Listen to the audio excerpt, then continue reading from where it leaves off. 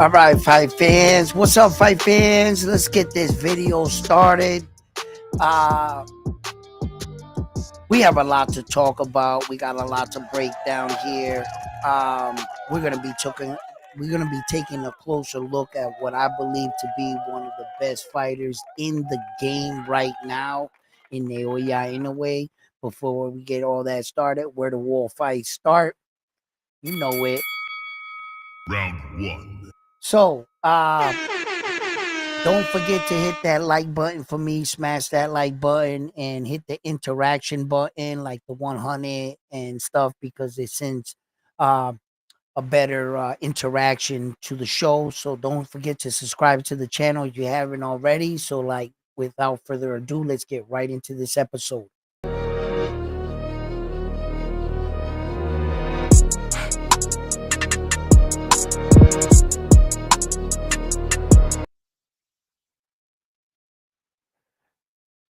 Damn, my sound system is just acting up today. That shit won't play for nothing. What's up, chat family? How you doing in the building? What's up, guys? Ah, Dennis, Frontline, Armando. What's up, guys? Yang, what's up? Mountain Man, what's up? How you doing?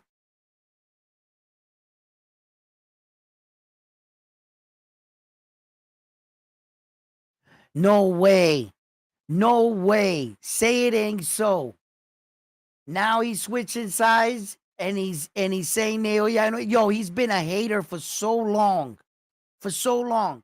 Remember, he was a hater since the Stephen Kubo Fulton fight. Southpaw. Oh, he was a hater. They were all haters. And now they're seeing that they jumping ship. They trying to jump ship because he was a real one. First, they were going along with the narrative. Oh, he's a hype job. Loaded hand wraps and Floyd Mayweather taking shots and all these fighters. And the whole time, everybody here, just like me, we all knew the truth. He was the real deal. He just had to prove it in certain situations. And let me tell you that you guys all remember living through that corona epidemic time, right? Them 2 years of our lives where we were like trapped away. And you could see the remnants of the effect of, it's everywhere still. They still in some stores got the plastic still barrier up. And because of moments like that, I think it really took away from Naoya Inoue's star status here in America. So he felt like he had to come back because, truth be told, he already came to America. You know what I'm saying, guys? What's up, Carlos? What's up, guys? So, like, you know, look, I want you guys to see this. For those that are not really that familiar with him, um, that way you could become more familiar in what I'm saying. This is the man right here. Look at his record, man. Now it went up to 30 and 27 big wins by knockout. Yo, they finally gave him the 90% knockout ratio. They finally gave it to him. Fucking box rack, right? But that's cool. Yo, he was knocking. Listen, in comparisons, what I'm saying is, since the Nito Donaire fight one, since that time, he's on an 11 knockout streak in world championship fights. In his last 11 fights, he knocked out everybody. And that's been 11 championship fights. So we'll get to that. I'm going to show you guys.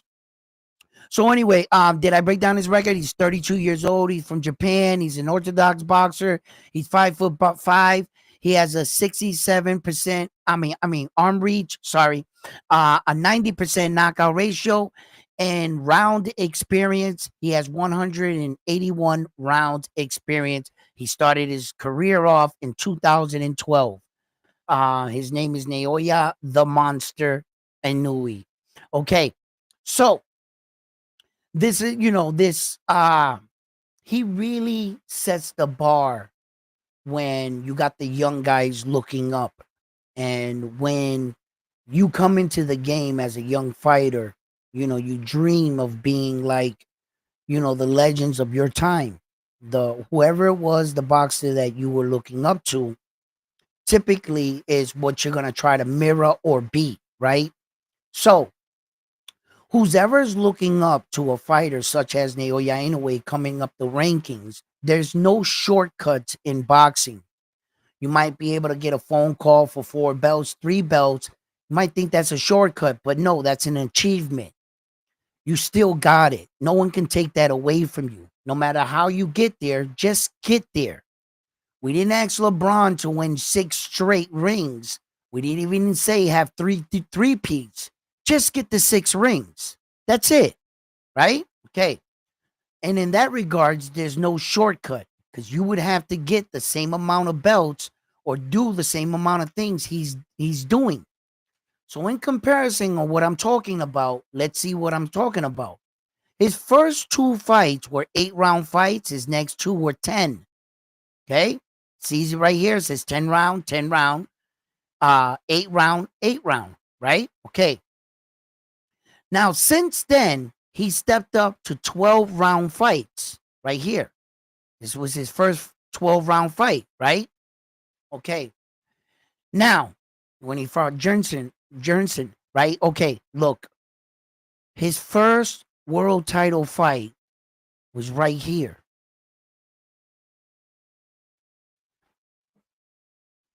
That was only 6 fights. So when a fighter is looking up a fighter such as Naoya Inoue, you would have to start roughly around your 6th fight to win a world title, because this is crucial into my point I'm about to make, because this number is going to come into play. The reason why I think you would have to get a world title fight in 6 fights at least to try to compete with him, you're going to find out, right? Okay. Since this moment in his career, in only 6 professional fights, the rest of his career has been nothing but world title fights. Just the other night, he beat Roman Cardin in his 25th consecutive world title fight in a row. In a row. And through his 25 consecutive world title fights, he moved up 4 weight divisions. Actually 5, because he jumped past the 112 entirely. So he's actually in his 5th weight division. When you think about that, sometimes you can say things and some boxing fans won't catch on to what that means. In comparison, when champions move up, they take what we call tune-up fights in between to get acclimated to in divisions to later go on and fight the champion. Naoya Inoue, as a tune-up fight, he used a world champion each time he jumped the next division. He didn't take a lesser foe. He didn't take a tune-up fight.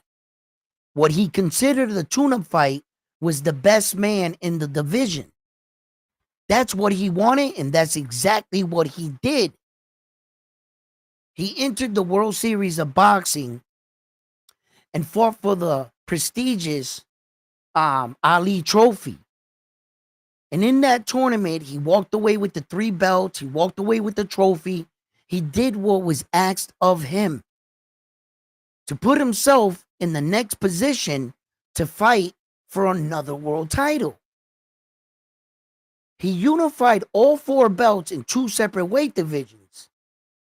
And this is where we're gonna check it out. Like, when we look back at what he's doing to the young men that are looking up and saying, I'm gonna want to do some Naoya Inoue shit.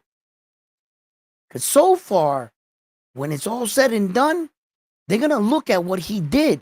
Listen, in that night with Roman Cardin, he tied Terrence Crawford for the most knockouts in a world title fight, which is 11. Right? He also tied Saul Canelo Alvarez for defending all 4 belts in their respective division.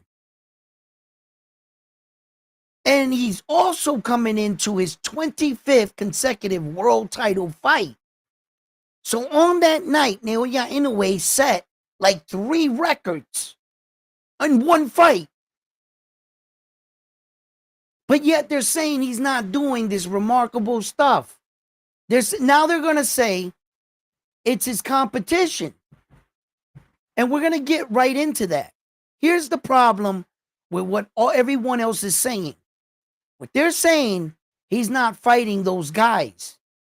Here's the problem, the real problem with Naoya Inoue. And I've always said this. My only problem with that man, he's doing it too good. He's doing it too good. For instance, look on the board, gentlemen. Watch this. See if this makes sense. Just last night, I was arguing this point with Ryan on the boxing voice, right? Shouts out to Ness, right? And here's the problem with what he did. The minute he unified all 4 belts with Paul Butler, as you can see here highlighted in red, and we, as we all know, the WBA belt will not be shown on BoxRec because they have removed it, but they should be 4 belts right here. So let's just keep that in mind for all the new viewers. For whatever reason, BoxRec, WBA don't get along, they won't put them on. All right, that's their fight, okay? But it's here. So from the minute he beat Paul Butler, this is why Naoya Inoue is who he is. This is where the legend of Naoya Inoue truly took off. And the world got to see who the monster is, but they forgot what, like, the way he did it. It was kind of like when Tom Brady went through the gauntlet to win the Super Bowl with Tampa Bay. He beat all the top quarterbacks. You know, the Aaron Rodgers, the Drew Breeses, the Patrick Mahomes. And they still didn't want to give him credit. That's kind of what Naoya Inoue did. He was doing it too good. Check it out. If you were to take Naoya Inoue's last 5 fights and just flip them upside down, do it backwards, we would have had an epic showdown right now. We should be at him fighting Stephen Kubo Fulton in Las Vegas to unify the last 2 remaining belts, because by that time he would have had beat Marlon Tapales going backwards. So the Stephen Kubo Fulton would have been a unification for all 4 belts right now in Las Vegas. Watch. Stay with me. Check it out. Let's do it backwards. Say he would have came in the division. He would have walked into 122 and he would have fought Roman Cardin first. Then he would have fought Yi Young Kim. Then he would have fought TJ Doheny. Then he would have fought Luis Pantera Nari, right? Then he would have fought Marlon Tapales that had the 2 belts. He beats Marlon Tapales, and we would have been in Las Vegas with Stephen Kubo Fulton fighting for all 4 belts. Wouldn't it have been like a more worthy opponent at that time? He just did it back. He kicked open the front door and he said, "Who's the toughest guy in the room? You, outside." That's what he did. And now he's criticized right now for fighting Roman Cardin. Are you crazy? You're forgetting that he wiped out the division in the beginning. He beat all the tough guys. He beat Stephen Kubo Fulton. Marlon Tapales had 2 belts. Luis Neri was the number 1. Like now, it's kind of like the gladiator that was standing there. Are you not impressed? Are you not impressed? And then the funny thing, one of the biggest reactions I got out of all the Naoya Inoue haters, right? One of the biggest reactions I got was they said, no, he needs to fight MJ Akmadalia, right? I says, okay. Then when all of a sudden, when Ed Hearn, the minute he knocked out Roman Cardenas, they came out and said, yo, that fight is signed official. We're going to fight MJ September 14th in Japan, right? The minute they said it, I said, well, then you're going to get the fight you guys wanted. You know what they said? We didn't want that fight. We didn't want that fight. I don't want to see him fight MJ. MJ's not that guy. MJ, and I'm like, you guys are incredible. First you say he's ducking him, right? Then I come out and say, if he was ducking him, why did he take the step aside money to step aside so that he could fight Roman Cardenas? Why did he refuse the money and say, no, I want my shot? You a step aside money dude, MJ. But they don't want you to know that. Right? So what is it? Do you guys want him to fight MJ or do you not? So what was this bandwagon hopping that even Southpaw himself made videos about? Naoya Inoue should be stripped. Ed Hearn said he should be stripped of the belt. You guys heard it from the MJ camp. Now that the fight is announced, oh, I don't want it. He should move up and fight Nick Ball. He should move up and fight Nick Ball and Espinoza in a cage death match with swords. They're just gonna make something up. It's always the next thing. It's kind of like the champion's curse in a way. If you win too much and you're too good at something, the fans will turn on you type shit. Let me read some of y'all messages. I see y'all typing away over here. Let me go up. I got to catch up to some of you guys, so I know that I'm going to be reading, coming backwards. So, salute, brother. How you doing? I can't see bad enough, and then I got the sunglasses off. Let me take them shits off. Yo, hold up. Frontline. I'm going to need you to hop in.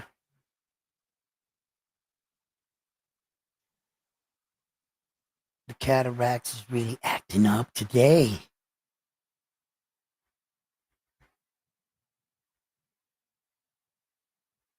See if Frontline can join. You might be at work. You might not be able to join. I don't know.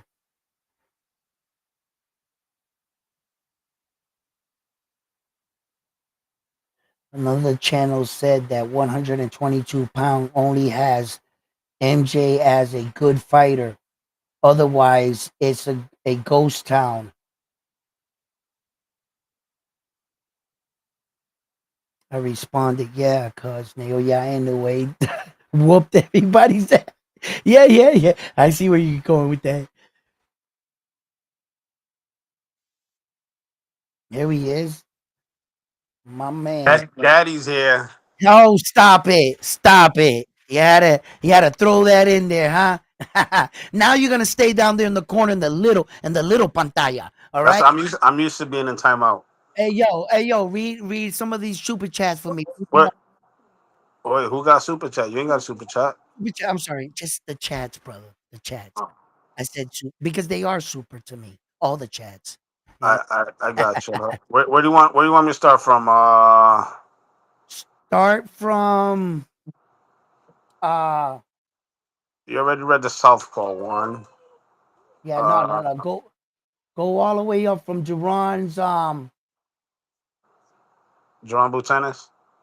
no, he clowns still remain as clowns. I deleted Right? that bitch ass nigga because this is the second time he comes in the chat talking shit. Yeah, I see that. So right underneath him, Yang said that when I read that one, so start from underneath him. Damn, hold on. And then his Espinosa's too big for that Espinosa's too boy. big for that Yeah, boy he cooked. yeah. Kenyon says frontline exactly what I mean. They were terrified. Anyway, can't force people to fight. Ty Lee Yang says another channel said 122 only has MJ as a good fighter. Otherwise, it's a ghost town. I responded, yeah, because Inoue done whooped everyone at 122. Clowns still remain clowns. Uh, so I told my response to Kenyon was, in case you didn't know, MJ and Goodman are in protective custody. Picasso literally said he's not ready for Inoue. Uh, who else? Stock something asked, has he been drug tested? And then Mark answered that question. He said, Stock world title fights and the WBS has compulsory drug testing. He won the WS and in 25 straight title fights. So I guess they're wondering if Inoue gets tested for his fights because they can't see him, I guess, perform the way he does without Okay. being tested. Okay, gentlemen. For those that are curious about anything like that and about these false rumors about Naoya Inoue testing positive on steroids or Floyd Mayweather making that comment, I want you to know that in Naoya Inoue's impressive career, each time he was tested, he passed every drug test. And if you want to get more familiar with him, you can they even have video with him as an amateur. You're gonna see right away he still had that speed as an amateur, and he was knocking amateur guys out with headgear on. So he had that power since then. And if you want any more proof to make, just to put the cherry on top, I would suggest all you need to do is to go to the Vada or WADA website. They publicly put out all their test results on all fighters they test. When fighters are coming out and saying, "Yo, I passed these drug tests. I just had this fight," but the VADA was on the bill to test them, they just never got tested. So you'll see that VADA doesn't lie. They'll say we never tested him on that fight, and there will be no result for it. So Naoya Inoue's all his test results are public record from VADA and WADA. If you want, you could just type it in, pa pa pa pa pa, and whoop, it'll come up. Hold up, we could just. I mean, if you want, I'll just do it. While You you look know, that up, Naldo says, geez, Edwin, get those glasses. get the get the glass. Oh man, listen, yo, Naldo, I'm just. This is my fault. My wife tells me every day, right? Because technically, dude, I could legitimately walk into Walgreens or go in and buy just one of those prescription ones off the rack there. The reading And glasses. yeah, I could put that on and I'll be able to read this shit, right? My wife tells me every time. Every time I go in there, she says, "Edwin, you do the same thing." I said, "Yeah, but these ones look goofy as hell. I ain't putting these shits on." And then I don't end up getting none of them. Right? Because I keep telling her, "Man, I'm still young as shit, man. What you talking about? I don't need no goddamn glasses, right?" You know? And I'm just in complete denial. I am in complete denial, brother. Wow, I we on the really same am. boat. It's the age. The older you get, you start Ah, losing your senses. listen. Oh, my senses now. Oh my god. No, listen, man. Hey, I it's gonna just. be a matter of time before you start losing your hearing, your sense of Oh, smell, your sense of yo. taste. All that's gonna go out the door. Listen, yo, but it's you guys know it's well known, documented. All right, I don't, I'm not a doctor, but they said the last thing to go is our strength, Yeah. our power. Okay, so I'm hanging on to it. I got Hey, one good one left in me. All right. David Park says if Inoue goes undefeated, beating Junto, Bam, MJ, Oh, and a three-time undisputed, he's the GOAT. But he will never get the recognition by the racist, xenophobic listen, media. uh, right. Sometimes people will try to or media like make guys disappear. Like for instance, I'm not sure if all of you guys out there know Mighty Mouse Demetrius Johnson in the UFC. And it's remarkable how they made him like disappear out of the record books. I'm not out of the record books, but out of the spotlight and out of memory. I've seen that happen. But the one thing they can't do to the Demetrius Johnson is when you go look up him in their Hall of Fame, his numbers are always going to be there. You kind of live on in immortality. So though they can make up all these false lies and rumors about Naoya Inoue, when he retires, that's a done deal. That is a done. To me, he's the GOAT right now, right? But I've explained this numerous times on my channel. But if you're new, We all know in the sport of boxing, you cannot be considered the GOAT while an active fighter. You can't be active and be considered the GOAT of boxing. You have to wait until you retire. Once it's all said and done, they look up what you did, then they give you GOAT status. They put you against the other GOATs and see how you stack against the other GOATs to see who reigns supreme. That's Edwin, how it, yeah, don't you think they should change the title GOAT to something different? Because the GOAT stands for greatest of all time. yeah. Shouldn't be the greatest of the generation or something different, because greatest of all time, it's you can't be the GOAT of something if it's a continuing thing, just like basketball, football, or any other Right. I see sport. your point. I see your point. Right. Right. That's a good. That's yeah. We might have to like find We a got to new come up like with our own thing, yeah, because come up with our own thing here. You know what I mean? But look, the reason why we don't give active fighters the name the GOAT, right, is because there's a beginning of your career, the middle, and the end. Sometimes at the end, these guys don't retire well. They're in their fighting in their 40s, getting knocked out of ring. If Naoya Inoue doesn't retire right, and he goes out there and he gets knocked out his last 5 consecutive fights, and he gets smoked, and he has like real embarrassing performances, people are gonna look at it and say, "Is that your GOAT?" The GOAT has to know when to call it quits too. The responsibility of the fighter. You can't always view a fighter and just want to view him when he was in his prime and say, oh, he's the greatest fighter in the world because of what he did in this moment. How did he end his career? What happened? How many times did he get knocked out? Well, he's responsible for that.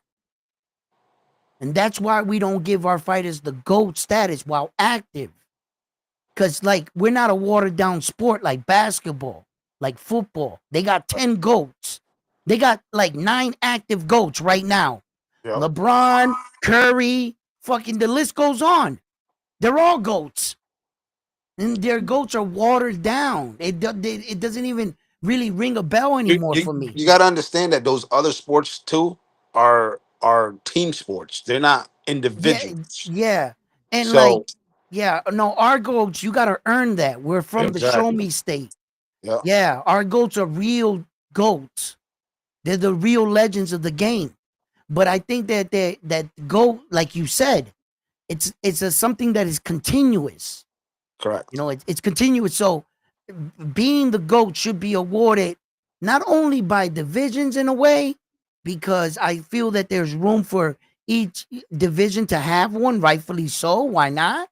And then there's the king that reigns supreme, and he should be called something. And then, like, I can't really say one guy is going to be the greatest of all time for, you know, Yeah. immortality. Hey, to answer Um, Keenan Lofton's question, the answer yep. is yes. Edwin talked about it yesterday on his live. He said, "Isn't Inoue the only fighter to be two-time undisputed in 1 year?" Yes. Yes. He did it within a calendar year. He won 8 belts in 1 year and 13 days. What's up, frequency?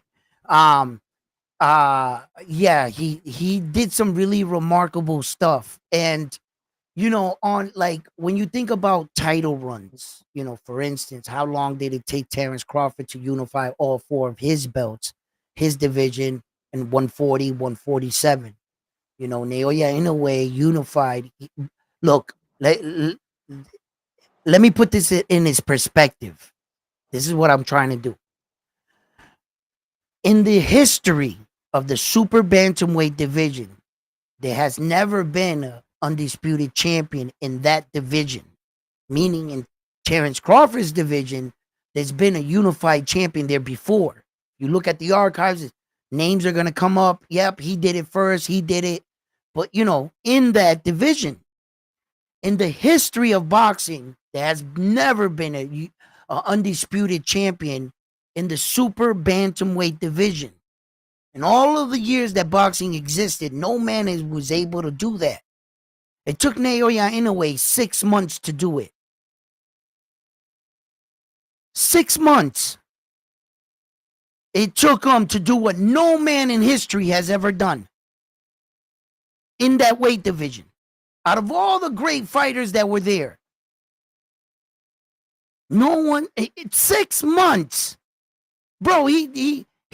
Like he showed what. Those guys are like lightning in the bottle. They're always taking each other out. Right now, currently, right now in real time, if it's so easy, what this man did, tell Junto to do it. He's such a Billy badass. Everybody's talking about him. Tell him to do. He got 3 divisions, but tell him to be undisputed. Ask him how hard that is. What about Bam Bam Rodriguez? Tell him to do it. Don't you guys think that those guys are amazing fighters? They can beat Naoya Inoue. They'll give him the best fight. Well, they're in the same divisions he was just in, with the same competition right now in real time. If they're so much better than him, why can't they do it? And this is right now, real time, same guys in the division. But whenever they were to meet, oh, this is a 50-50 fight for me. This guy is so much better than Naoya Inoue.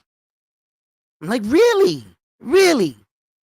My man did some shit that was never done in the history of boxing in that division.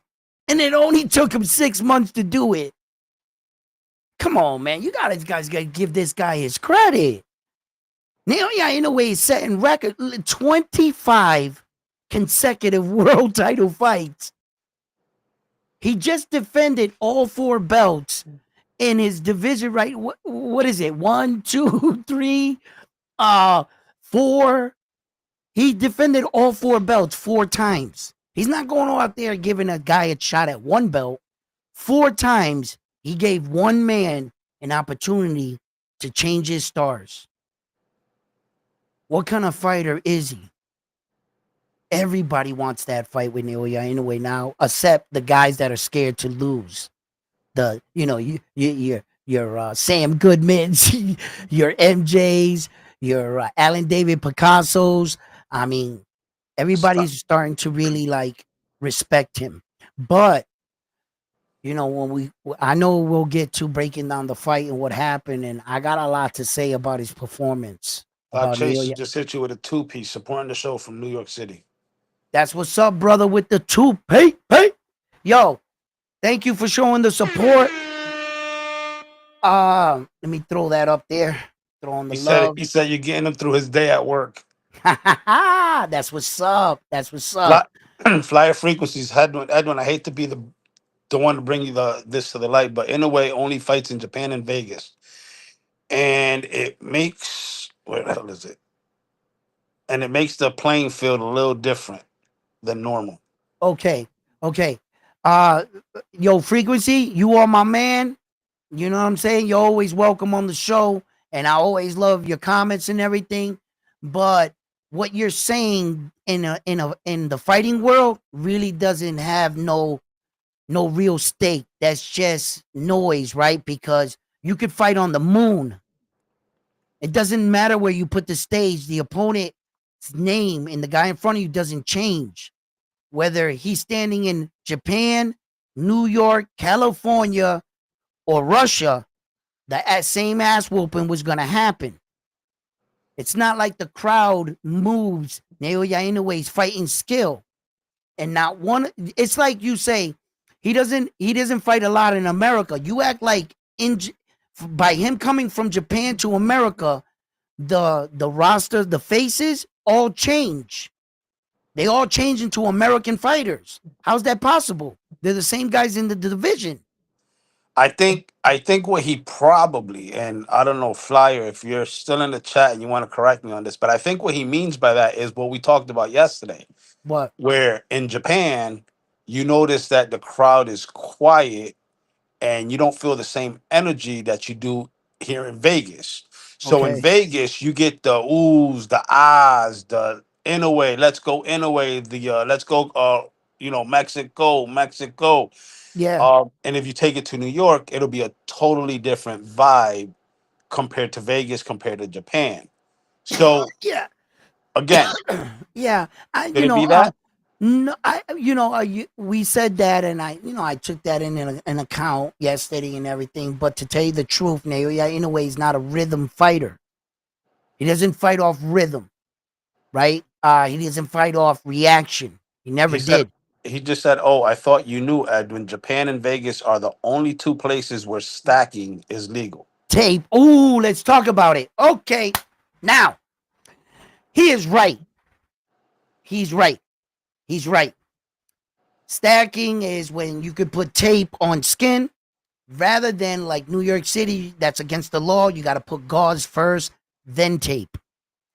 So by stacking, you're putting excessive tape so that your wrist doesn't bend.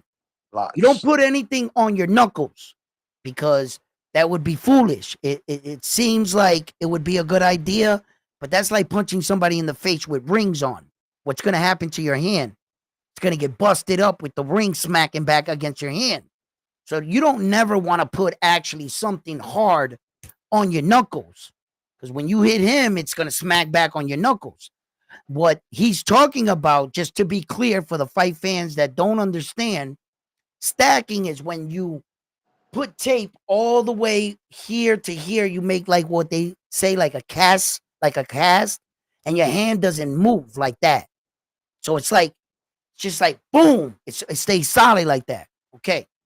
Now, interesting point that the person that made stacking like a rule in Vegas was who?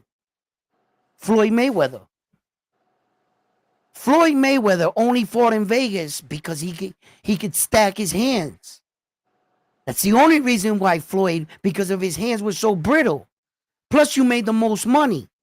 It was a win-win for him.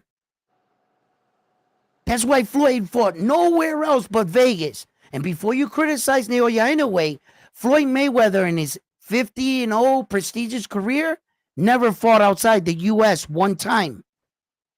All Floyd Mayweather's fights, basically from the moment he fought in Vegas, were all in Vegas from there on in. But they were all in America. So just to let you know. And then for the stacking part, Floyd never fought nowhere else but Vegas. He stacked his hands. Now, the answer to your question was whether or not Naoya Inoue can fight without it. And the proof is in the Stephen Kubo Fulton fight. You know why?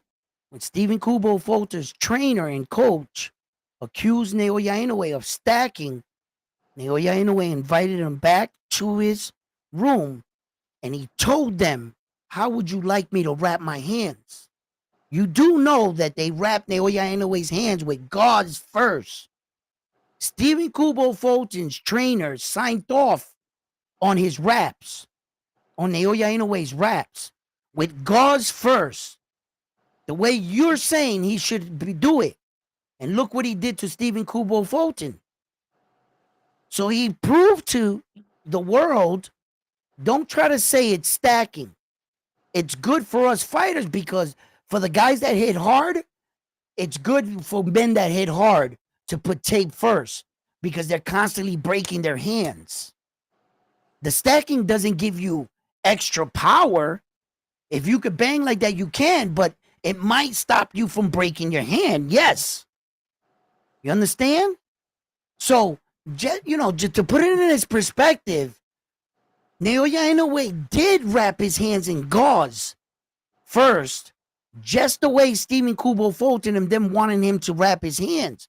And legally, he didn't have to do that. Legally, Naoya Inoue could have said, "I'm in my right. You already signed the contract. You're here in Japan. You're supposed to fight me in Japan rules." So there was really nothing Stephen Kubo Fulton could have did but back out of all the millions of dollars. So he could have, Naoya Inoue could have been a dick and I'm putting the tape, I'm playing by the rules. That's what you agree to, then that's what I'm gonna do. But instead, he said, you feel some kind of way about that, Steven? Well, then how do you want me to do it? Go ahead, show me. And he still got knocked out. And he got brutally knocked out. So it's not the stacking, Papa. It You, favors the kind of puncher he is, yeah, but other Flyer than just that, he made a statement saying stacking is outlawed everywhere else, but is allowed in Vegas to promote knockouts, which promotes more exciting fights. right? Because like I said, it'll help you not snap or break your hand more, and that way you get these big. Look at these heavyweights fighting in Vegas with those rules. Boom, knockout, excitement. You know what I mean? Yeah, Yep. I see what you're saying, but if anyone's thinking cheater, right? Just in case, if anyone is thinking cheater, wait a minute, aren't we both allowed to do the same thing? That's called even. If I get to do it, you get to do it. Where's the cheating part come in? All right then. See? So it's not like he's fighting with an advantage towards his opponents. But aren't that's what his opponents are doing too? Yeah, the rules are for both. For both. So I don't see where the disadvantage or the argument of the point that, he's doing this, the other guy's doing it too. So, it's Vegas rules. I don't make the rules. I dig what you're saying. There's a part of me thinking that might should be banned, putting tape on skin. I think the gauze is, give them that little flexibility, you know, shit, if your hands are gonna break, but it's tough. It's tough. And I think there's a third place too. I gotta look that up because it's been bothering me. He said those were the only two places. And I'm pretty sure there's somewhere else that's evading my mind. And I'll get back to you with that answer. But yeah, what is he saying down here? Let's see. It also makes the punches hard as if you are punching someone with a cast on. Yes. Well, like what I said, look, what I retired look, what I posted was this, right? I mean, what I posted, what the hell am I saying? What I shared with you guys was the fact that when you put the tape on skin, you're putting it right here and you're pushing it up to about right there, like that. You put it all the way down to about right here. And what ends up happening, you put the tape and then you put a stack of gauze right there. Boom. Then you tape that up again, and another little stack of gauze, and you tape that up again. And soon that shit ain't moving, bro. That's your hand. Yo, it's locked in. It's like throwing little hammers. Boom, boom, boom, boom. You know? But I guess in a way you could say it strengthens your shot, your punch. I don't think it adds any power. If you couldn't punch, you can't punch, bro. Taping your hand, it's gonna strengthen your punch. It's gonna make you, but it's all up to your delivery, how much power you have, basically. So, and not to say your hand can't break like that, because you hit a guy awkward, your hand can break anyway, you know. So, What I don't understand is where the hell all these excuses come from people, and it's not even the fighters that are making these excuses. It's the fans. The fans find a way to justify why one person beat the other, and so on and so forth. You know what I'm saying? well, to be honest with you, in Naoya Inoue situation, that incident wasn't brought up by the fans. It was brought up by the fighters. And the fighter that first accused Naoya Inoue of that and of his winning gloves was Nonito Donaire. Nonito Donaire stated that if he was wearing horsehair Reyes gloves, that when he hit Naoya Inoue with that shot, that was a one-hitter quitter. He should have won. But he felt like since he had the winning gloves that had the extra padding, that he didn't get him like he wanted to. So Donaire fought him the next time, requested the way they rap and the glove, and he put the horsehair gloves on, and he made Naoya Inoue do the same. You Here's regret the that decision. here's the problem with everybody's breakdown when they're accusing the man, because once you accuse him and you make him fight you at your own game, what they don't take into consideration, wait a minute, now he has horsehair gloves on. He's gonna punch harder now. They're only thinking about themselves. They're like, man, if I had this ray, I would have cracked him. But wait a minute. Now he doesn't have winning boxing gloves on neither. And this is what you wanted. And then he goes out there and gives you what you want, and he's wrong now. He'll win without the winning boxing gloves. Then, they always say something. It was the boxing glove. He, okay, change my glove. Boom, knockout. It's the hand wraps. Okay, change my hand wraps. Boom, knocked out. Oh, it's steroid testing. Well, then here's my blood work. Yeah, what is it? I'm negative. Thank you. Let's go. Boom, knockout. They keep inventing these things, and I'm just like, that's not what he's about. But this fight that he had with Roman Cardin opened my eyes to the pitfalls that some fighters have in their career. How you start sleeping on silk sheets, the money really starts rolling in. And you saw when they brought Naoya Inoue to America, all of a sudden he had a little gold chain on, a bracelet, a watch, the cap. They Americanized him as soon as he got off the airport. And that can get to a fighter's head, right? And the lifestyle starts to change, your friends start to change, the places you get, the places you eat start to change. Um and that can be real distracting to a fighter. So I think that Naoya Inoue fell in love with his power. I think he fell in love with the fact that he knows he's better than a lot of these guys. When he finally ran into a tough guy, because that's exactly what Roman Cardin was, a tough guy. It wasn't the night for Naoya Inoue to start slacking on the very things that made him a world champion, which was his fundamentals, staying defensively sound. Early on in his career, analysts like Tim Bradley would commend him. When in Paul Butler fight, they say Naoya Inoue is trying to open up because and he's real stingy with his defense because Paul Butler couldn't hit him. And so now he's starting to do things, and I'm going back his last 2 or 3 fights. I didn't really notice it because how dominant he is.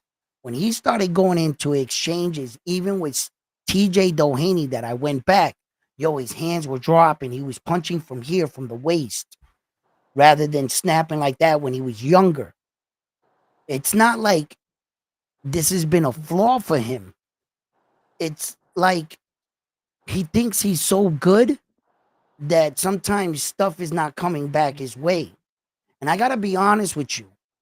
There were a lot of times in that fight that I believe Roman Cardenas was not as hurt as it looked. I think he was playing possum and he was trying to bait Naoya Inoue in some of those moments. Yes, some he was hurt. At the time he got hit against the ropes, yes, he was hurt in those moments. And the ones you could see that were big, yeah, I think he did hurt him. But some were like more slapping, and he was able to get to Naoya Inoue's body because he got too close to him. And Roman he was a real tough guy. He took Naoya Inoue's shots. So I think that Naoya Inoue learned a lot about this fight, and I think his father Shingo is going to really take it out on him in the gym. So, Um, Edwin, you yeah, saying that earlier in the chat, the beginning of your live, the yep, guys in the chat or the ladies were saying that Inoue should move up to 26. So, wait, hold on. yep. What I replied was Inoue needs to stay his little ass at 22 and not look up to 26 because they hit different up there. So, after you saying the whole situation about Inoue, not knowing what he was getting into with Cardenas, do you think it'll be a wise move for him to go up to 26 and try to get undisputed Okay, up there? here's the common mixed mistakes with fans in boxing. Uh, you know, here's this is what happens. A guy moves up in weight. He fights one guy. And after he beats that one guy, they compare him to the strength and power of all the men in the division. When they don't realize that each man possesses different problems, different skills. Naoya Inoue just realized how tough the guys at 122 really are. Just because he bulldozer allegedly the champions, he was more matched with them. But he never really fought the 122-pound tough guys, hard hitter punchers. Maybe not the fastest or skilled, but they were bigger punchers. And anybody was a bigger puncher in 122 than Stephen Kubo Fulton. He had no pop. Marlon Tapales had good pop, and Luis Pantera Nari, but Luis Pantera Nari didn't possess a lot of skills. So when you ran up with a guy that knew how to work a jab, take a punch, and had packed a big punch, there was a different problem. See, the world thinks because he wiped out some of these 22 pounders that's all the 22 pounders. When we talk about Ryan Garcia or Devin Haney being at 140, he never fought the top 140 pounders. Devin Haney didn't fight Josh Taylor. He didn't fight all the top guys, the TOs. He didn't do any of that. He's got to be able to fight the top guys. So when Yo, hold on. I gotta address this. Mexico boxing number one. Y'all was 0 for 3 on the first card. So I don't know if Mexican boxing is still number one, but y'all was 0 for 3 on the first card ugh, of that Cinco de Mayo weekend. He said it's Usyk, then Naoya. Really? I guess he's talking about for the pound for pound. Then he said, "Told y'all Mexican will beat Naoya." Espinoza stops him. Facts. wrong. He said, "Wait, there's more. Picasso, MJ, the new Cats, Sam Goodman, or Vaca, Logan." Now you know he's coming to talk You know shit, he's so straight we're trolling. gonna He's give straight trolling. we're gonna give him a Listen, pass because I fucked with listen, Mexican listen, boxing. listen, I fucked listen. with I him. saw the interview when Espinoza and Naoya Inoue were on stage. Afterwards, he stood up. He soiled his pants. Okay, Espinoza soiled himself in the presence of greatness. First of all, okay. Your boy Espinoza is going night night, sleep sleep. Let him mess around with Naoya Inoue. He's done. Yeah, because he was getting Way hit too way much. too much, and that kid Way don't hit too as much hard with as in that a way. overhand right. Your boy's taking a nap. Okay. I'm not even worried about Espinoza. Okay. With that And then performance. wait, he said Picasso, but didn't Picasso say What that do you he's mean? not ready for Picasso Inoue? avoided Chio Goma. Yo, he's still running. Okay. So, he's coming up. Mexico is trolling today, right? Um, Yeah, Oh yeah, yeah, shit! yeah. He's crazy. And then that thing, what is it? Usyk against Naoya Inoue for pound. How so? How is Usyk even competing with Naoya Inoue? He's fought 4 times. He's already fought this year more time than Usyk's fought in the past 2 years. Like, what are you guys talking about? And that Usyk Dubois fight, I think Dubois won that fight. And Yeah. personally, So like Naoya Inoue's run was way better. It's been way better than Usyk's run.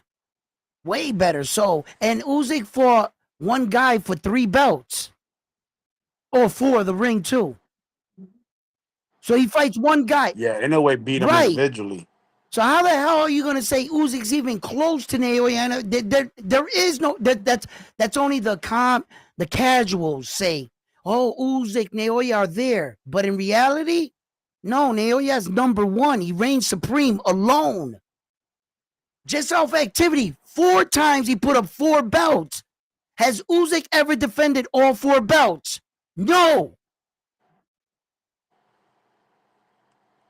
Well, I think he did with Joshua. Fuck. He might have did it with Joshua. He had them all at that time, and then he got stripped, right? I think Yeah, Naoya has never been stripped, not even by the no, because he IBF. follows the rules and he fights all his number one guys. That's why he's not getting stripped. Fuck out of here, bro. Usyk, nah. Naoya Inoue is way Hey, talk better, bro. Talk Trend said Regis was 140 champ. I think he's talking about the comment what you said about Okay, Haney. Haney. That's. Thank you for backing me up on my comment. On my comment. Did I say? These guys fight one guy in the division and think you fought all the guys. Regis Prograis was the 140 pounder Devin Haney fought that I'm saying. And then you think that he fought all, like, no, then he went and fought Ryan. And Ryan was never a true 140 pounder. Devin Haney never fought the Subriel Matias.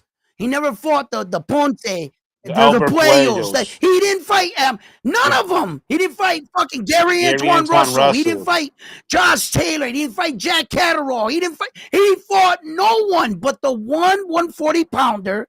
Exactly what I said. You're just reiterating my point. Thank you. Usyk was unified until he fought Fury, says Keenan. Listen, look, I'm not gonna put. I don't want because I don't want to rock Usyk. He's the fucking heavyweight champion of the world, and you're not gonna. I'm not gonna turn against him, right? And I don't want to because No, he's correcting you what? on. Well, I think he's trying to correct you when you said that you don't know if he's ever fought for all four Oh, belts, and then he said no. Usyk was unified until he fought Tyson Fury. That's when he yeah, became that's right. Because undisputed. Tyson Fury always had the WBC. Okay, so he never Yes. defended all four belts. Because right after the Tyson Fury first one, he got stripped. That means he unified at that fight with Tyson Fury. The next fight, he only had 3 belts. So he never defended all 4 belts. Naoya Inoue's defended them 4 times. Name me one fighter that's on his 25th consecutive world title fight right now. The only fighter that can mirror him is Terrence Crawford. He's like on 19 or 20 consecutive world title fights right now. So Terrence is up there with the straight title fights. Who else? There's no other champion running like that. Frequency said he wasn't there long enough though. Devin only had 2 fights at 40. Yeah, right. But that's my problem with this whole thing. Is that sometimes with Naoya Inoue and them saying that they want him to move up to 126, you got to realize when we're talking about wiping out a division, we mean wipe the division out. And that's what he's doing. He's fighting all the tough guys, the number 1 guys, the champions. That's wiping out a division. Not walking Champ boss is Not 25. walking into a division fighting one real guy in the division, and they're already asking for you to move up because they're saying you proved yourself by fighting Regis Progress. Go up to 147. You can do it. And I'm like, hold up. He didn't beat Subriel Matias. He didn't beat the Jack Caddy. No, wait, whoa, Devin, where are you going? That doesn't merit you the strength to fight now the guys at 147. You fought Regis Progress. And that's what I'm saying to Naoya Inoue. Naoya Inoue, you want to move on to 126, but hold up. I think he needs to fight these guys. And look what happened. Look what happened. They showed him, Naoya Inoue, you might be maxed out. If I can hit you with this shot, put you right there, right? No matter how you feel, those boys crack. You better think about what you do. Make sure you're ready. But you know what the other fighters do? Devin Haney, they didn't make sure they were ready. They just went up to the next division because you asked them to. They better know the responsibility of a fighter. That's your responsibility. If you go up there and lose, that's on you. When Saul Canelo Alvarez went up to 175 and fought Demetrius Bivol, whose fault was that? His. He bit off more than he could chew. Then he had to come back scurrying down. So before Naoya Inoue jumps up to 126, he better be ready. It's not about proving yourself for the It's not about fans. proving yourself for the fans. They want you to fight somebody or someone they know the name. That's Yeah, all. Mexican boxing says Canelo's the only one to defend his undisputed over three right. times. And that's when Naoya Inoue just went in the history books with that fight with Roman Cardenas, where he surpassed him by defending him 4 times. He's saying Espinoza's stopping midget. Espinosa stopping him. Yeah. That sounds good. Sounds funny as hell. Freakman said, no, that's not why he moved up. They called him a weight bully at 40 versus Regis. I already want to talk about the Haneys. They there's a million and one excuses after everything. Okay, they called him a weight bully after Regis, but when he fought against Ryan, he looked small.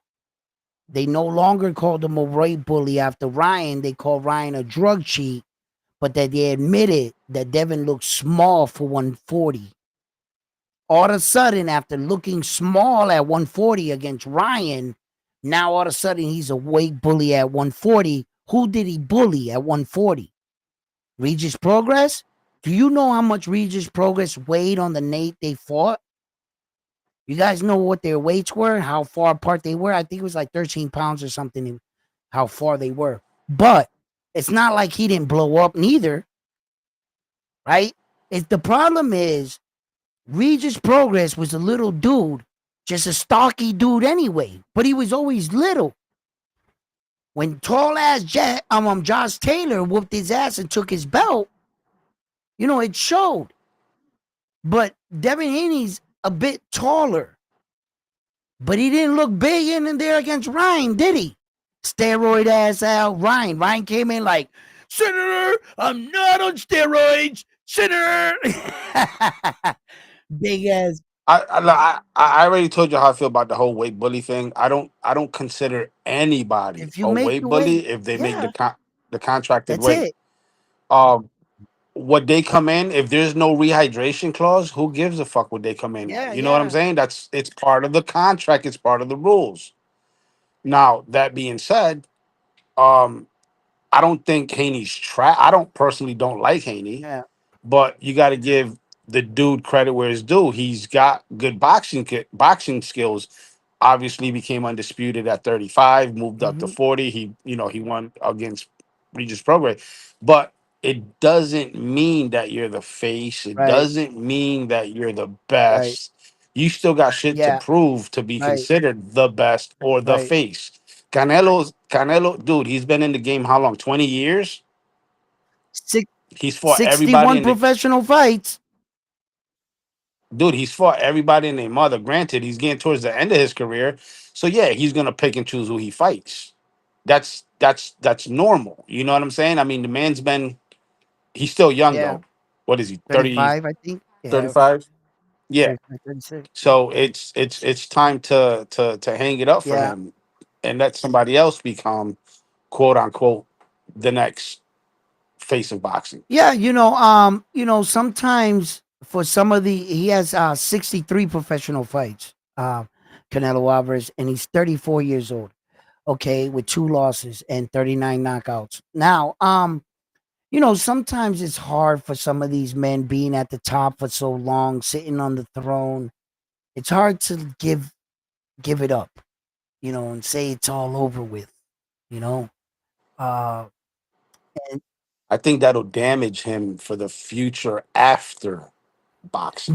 but without those 4 belts, how do you give Terrence Crawford the motivation at such a big prize?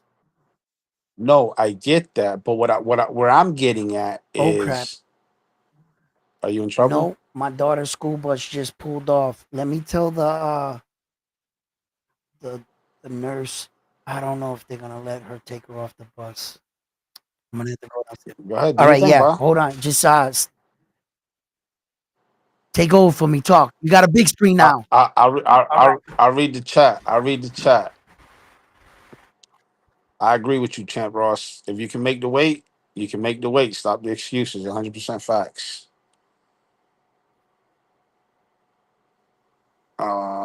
Canelo only fought and defended. Clearly thought cruiserweight.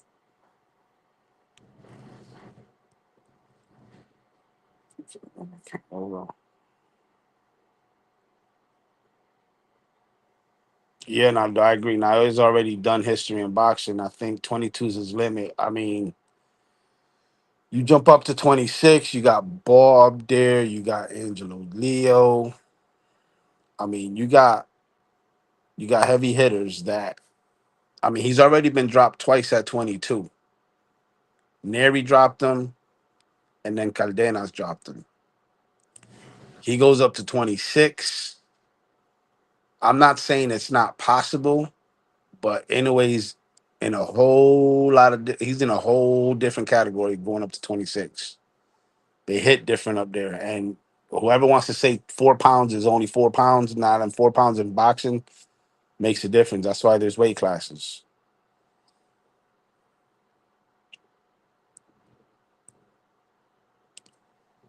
Stock chasers ask, why does Canelo not fight Benavidez?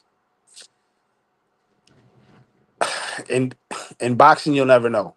I mean, there's a lot of things that us fans we see from the outside, and we're quick to call people ducks and this and that.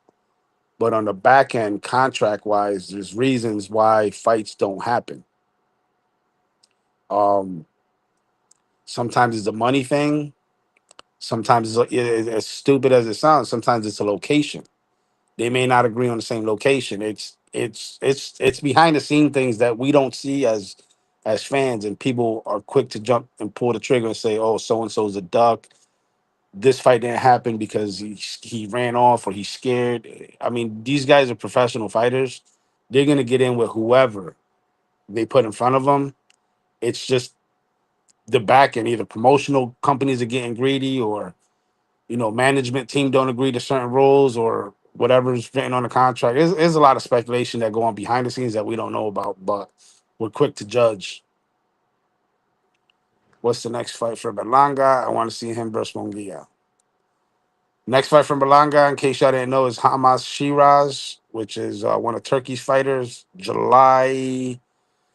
I want to say it's July 12th. It's a card that's happening in Central Park. Berlanga should beat Shiraz fairly easy, but then again, it's boxing. And yes, Munguia did call out Berlanga after he beat Bruno, so we'll see. He can move up to 26 as long as he's strategic in his approach, who he fights, and what style. I could agree to that. Sometimes it's petty as they don't like the opponent to give them the opportunity. I don't know. There's a lot of stuff in the boxing world that, us fans don't see. When you start talking behind the scenes is when you start seeing, not seeing, but you start hearing sometimes it's a money thing. Money is not right. Money, people want more.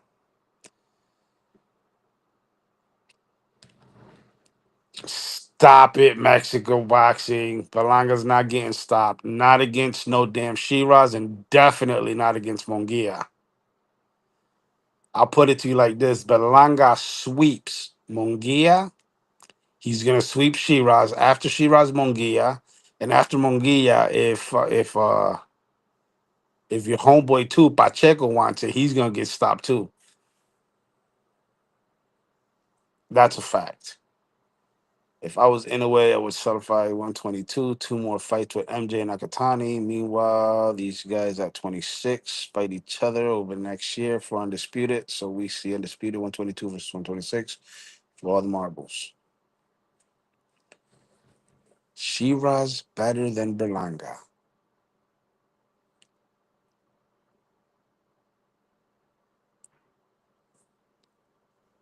Berlanga coach Mark said the press conference May 5th. Yes, I saw Coach Mark talking on the Boxing Voice. They're not looking past They're not looking past Shiraz. They're not even worried about a Mungia fight. They're not worried about any other fight but the Shiraz fight right now. They're locked and loaded on that fight. Um, we'll see what happens. These guys at 26 are waiting for Inoue to come up instead of fighting each other to gather up the belts. Shiraz is shook. Raymond Muratala stops Shakur. Eh, Shakur's in trouble as it is. He got fragile hands, so we'll see how he does against Camarón. I don't even think with the pressure Camaron's gonna put on, it depends what game plan Shakur comes in with. I don't even think I don't think he'll get past Camaron with his condition currently. If we get a healthy Shakur in the ring, he's gonna he's gonna outperform Camaron. But if we get a injured Shakur in the ring, it'll be trouble for Shakur. One line. 126 not What are we gonna fight doing? each other. They're waiting for the biggest payday from Inoue. I agree with that, Cognac. I agree with that. He said 126 not gonna fight each other. They're waiting for the biggest payday from Inoue. Well, Naoya Inoue got some pretty big fucking paydays, bro. Uh, Well, what he means by what he means by that is, I mean, you notice nobody at 26 is looking to unify. well, Nick Ball is at 126. Correct. But who Oh is he no, looking I to don't unify know with? nobody. Exactly. Angelo Leo, he's the other I belt met holder. Who is he I met looking Angelo Leo at to the unify? fight, and I told Angelo Leo not to let Stephen Kubo Fulton lead the division to fight him because I think that fight would the rematch of them fighting. What they fight like 5 6 years ago, some shit, and Yeah. I think that would be an exciting fight, and it's for unification. Whether or not that happens, I don't know. Mr. Janet Hill says, round one, salute. I seen you on the Boxing Voice. What's your thoughts on Shakur saying he wants to fight Conor Ben at 54, but not wanting to fight Devin at 47? Holy shit balls! Mm-mm. Wow. Hmm. I'll let you get your thoughts together. I'll keep reading Go the ahead. chat. Shakur stopped Padley with those bad hands. Because earlier in the chat, they were saying that Camarón versus Shakur, how do I see it? I said, if we get 100% Shakur, I can see Shakur winning, outboxing Camarón. But if he comes in injured, I see Camarón Holy winning. shit balls!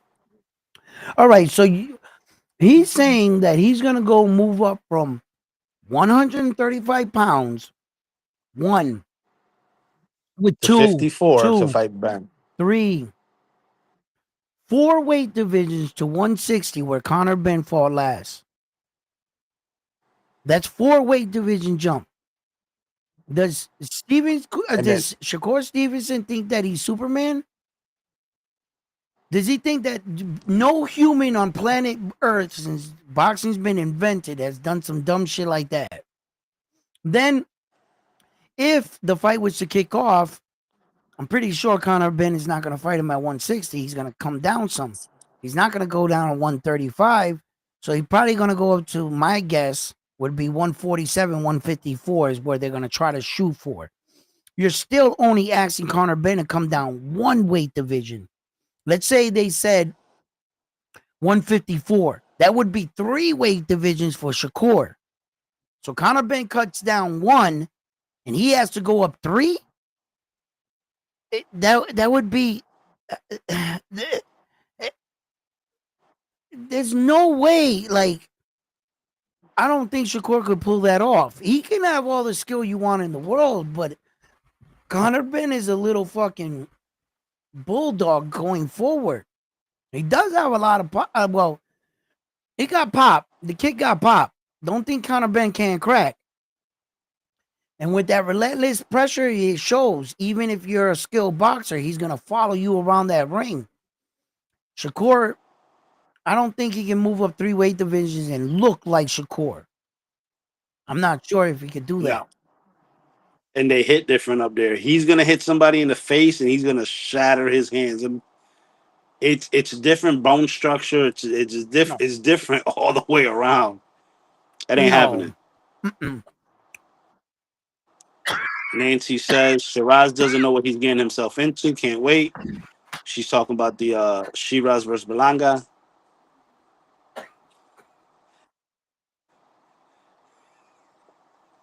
Is the only dude I know that eating crackers without nothing to drink. She got him dry as hell.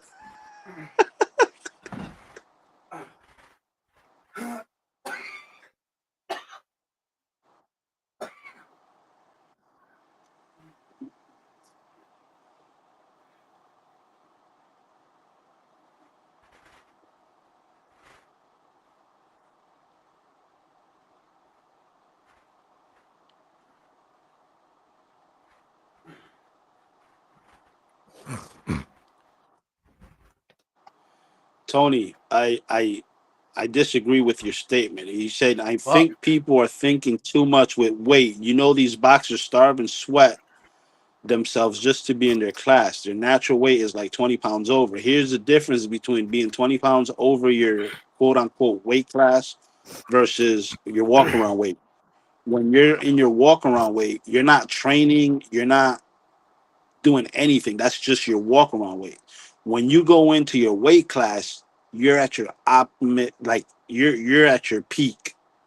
So you can't sit here and say that, if Shakur walks around at 54, if that's his walk around weight, picture him fighting at 54 for 12 rounds. He'll get gassed because he's not in tip top shape. When he goes down to 35, he's working his stamina, he's working his endurance, he's working his fatigue, he's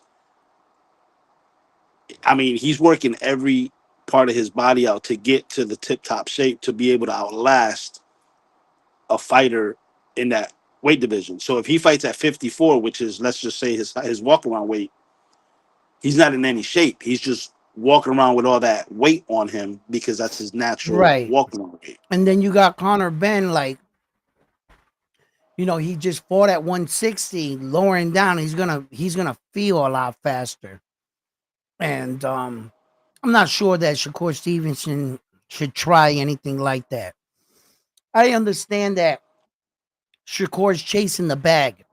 And if we're talking about money, the kind of high that Conor Benn and Chris Eubank are on with that fight that they pulled off, I could see where Shakur's vision. But I criticize Shakur Stevenson for not always making the right decision. Meaning, I don't care what Devin Haney offered me. He should have took that fight for the 4 belts. At Yeah, 35, he should absolutely. have took that fight. And I think that's always going to bite him. And he wasn't offered the fight once. He was offered it twice. And and then he went and fought some fucking fight for like 1 million or some shit. All his decisions didn't seem to add up. And all the claims he made of him going and wanting to fight so and so and Tank, and I always want to fight Tank, but somehow the fights never come. To Shakur's defense, Mhm. though, I think the reason why he didn't take that fight, it wasn't the quote unquote money thing. What it was they never offered them any actual number. They offered him a percentage. So again, and this is what I said earlier, we don't know what happens behind the scenes with the whole negotiating the contracts and things of that nature. It could have been, let's just say the bag was 20 million and you get 10% of that. That's, $2 million Bro, you could dollars. have offered me a Ramadan soup and a fucking peanut butter and jelly sandwich to fight him for 4 belts. I'd have said, let's go. Because my money comes after I whoop your ass and I get the 4 belts. That's when my money's gonna come. So would you say he ducked Devin? Bro, listen, in this game, like I always talk about it, it's hard enough to get a phone call for 1 belt. If somebody gives you a phone call for 4 belts, be Roman Cardenas. Whatever they said, I bet you Roman said, yup, yup, yup. It's one thing to share the ring with him. It's also another thing to say that right now, Shakur Stevenson could say, I got I'm Devin Haney's name on my resume. I was in the ring with him. These are the men I fought. When we're always asking the fighter, who'd you fight? Shakur Stevenson, who'd you fight? At that time, he could have said, I fought Devin Haney for 4 belts, win, lose, or draw. But now he doesn't have Devin Haney's name on his record. So what did that get him? He got it on the ducking record. Listen, you called me and you talk about a percentage, whatever the number is, Papi. Okay, I'll take it. Because I know if I win, can you say rematch or can you say that's when you're going to cash in? Yeah. You know, and then for legacy, you once competed, win, lose, or draw, for 4 belts. That's going to be noted. So by him not taking that fight, I felt like he fumbled the bag. He fumbled, call it what you want. That doesn't look good for you. Not in a sport where that's the pinnacle trophy. That's the end game. Getting to the 4 belts is at the top of your sport. That's the highest award. That when you come into boxing, that's where you want to end up. And they gave you that opportunity not once, but twice. You didn't take it? I'm telling you, I would have fought him for a peanut butter and jelly sandwich. I didn't care what, yeah, whatever. Did you say 4 belts? All alphabet boys. Let's go. I mean, Mayweather did it countless of times. When Oscar De La Hoya fought Mayweather, what happened? Mayweather was already an established superstar. He was a world champion already before he fought Oscar Mayweather. A multiple division. He didn't have to fucking bend over backwards for Oscar. But what did Mayweather do? He gave him the bigger slice of the pie. He let him pick the gloves, the size of the ring, because Mayweather knew when it was all said and done, he was going to be the star. He was going to walk away with all the gold. Shakur Stevenson needed to understand that. Not the way you ask me or reputation or you ain't giving me enough. Is that why you got in the sport? To negotiate? Or did you get in the sport for legacy? Which is it? Well, a lot of these fighting nowadays, they don't want to lose their O. That's Floyd what they're got the game scared of. fucked up. Got all these kids running around protecting the O. And then you got fighters, that like Ryan Garcia and like Rolly Ramirez that are not getting enough credit for fucking going in there and mixing up. Technically, right now, Rolly got a strong argument for a better record than some of these guys. Rolly's been in the ring with Tank, Isa Pitbull Cruz, Ryan Garcia, just to name 3. Rolly, and then Ryan's the same. Ryan Garcia can at least say, I fought Tank Davis. I fought Devin Haney. I fought Jorge Linares. I fought Lomachenko. What are you talking about? Devin Haney got a good fucking record with, But let's say that about Shakur Stevenson and Tank. Who Shakur Stevenson fought? Go ahead. Oscar Valdez? Who did he fight? Who did Tank fight? What? Say his name again? I don't know that guy. Yeah, you're right. You know what I'm saying? But these guys some of these, so, careful. Shakur got the O. Respectfully, he's a great talent. But Shakur, man, when are we going to go back to that era where we fight? It's more important to the men you fight. Win, lose, or draw. They don't care about legacy. You guys take my man. You gotta legacy. I get it. You're powerful. You knock people out. You're undefeated. But you need, when you're sitting down, you're telling your grandkids about your boxing career. You need somebody to talk that shared the square circle with you. Who is your equal? What was your biggest challenge? Did you fight everybody that you knew you were gonna be, or did you fight the tough guys of the divisions, all the champions? Well, that's another thing. Nobody's unifying at these other weight classes. I mean, say what you want about Inoue, but Inoue, he goes in and he wants to unify, and not only unify, he What's wants up, to Tony? sweep the Yeah, division. Tony says boxing career is short. You got to make your money while you still can. You can't be a fighter for peanuts no, and no, risking no, it. absolutely. If you ask me, sometimes the money isn't worth it, and it's good to get yourself in position and get the bag. Yes, I understand. There's gonna be, but there's different points and levels in your career. Typically, you start off your career fighting for peanuts, unless you get a gold medal and get a good start. But if you're like everybody else, you're typically fighting while you're still working and you got a job at fucking Dairy Queens or something, and you're training every day after work until you get your feet wet. Once you start making money and you really start making headways, typically some of your first fight, even world title fights, you made peanuts.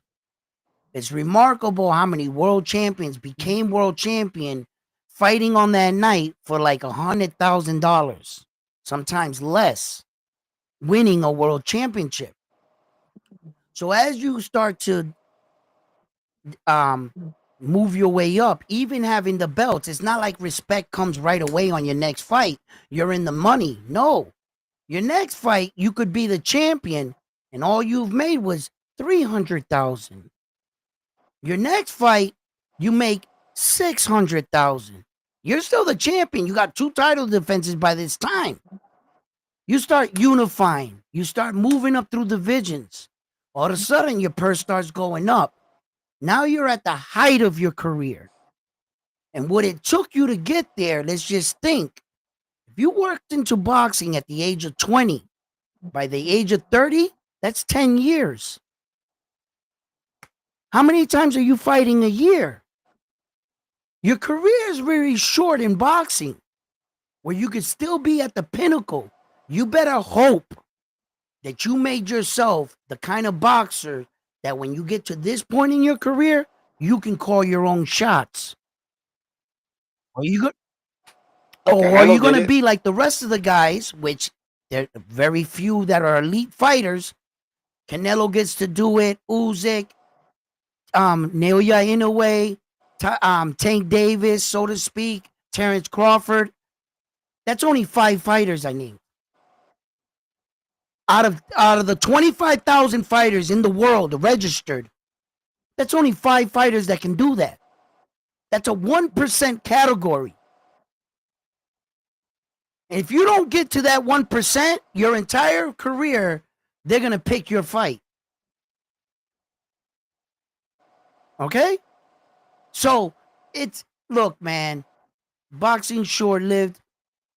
And when you get these kind of opportunities, you can't really pass these moments up.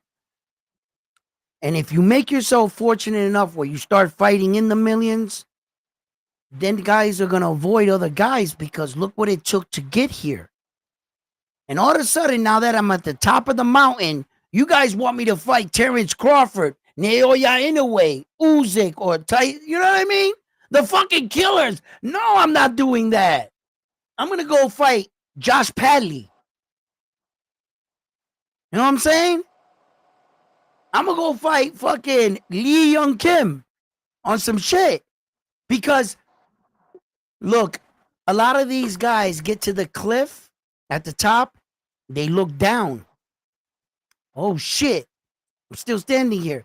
The special ones, like Naoya Inoue, like Usyk, like Terrence Crawford, they looked down and they was like, is there anywhere else to go up?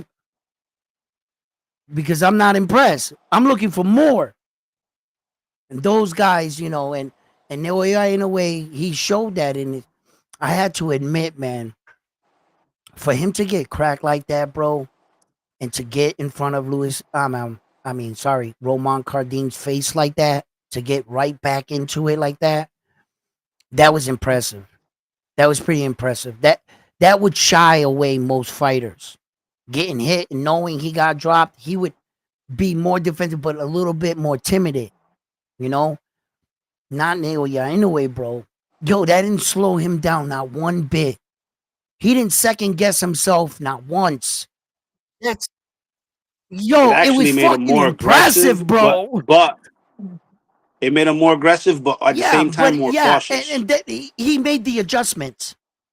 Started fighting on the Right. outside. You know, he did some mid range work. He started fighting more. Um, when he got dropped, the way he started recognizing was real slick too, right?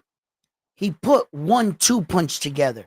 He didn't just start throwing 4-5 combo. No, he worked himself into it.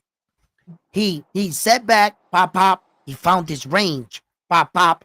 His timing, pop pop, pop pop, and then he started opening up, boom boom boom boom, boom boom boom boom, boom boom boom, and he started overwhelming the kid. He started overwhelming, and Roman had to cover up more.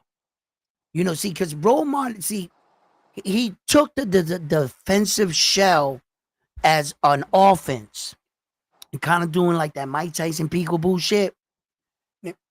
Naoya Inoue quickly noticed that if you gave him more than one punch, he would go backwards and frame up.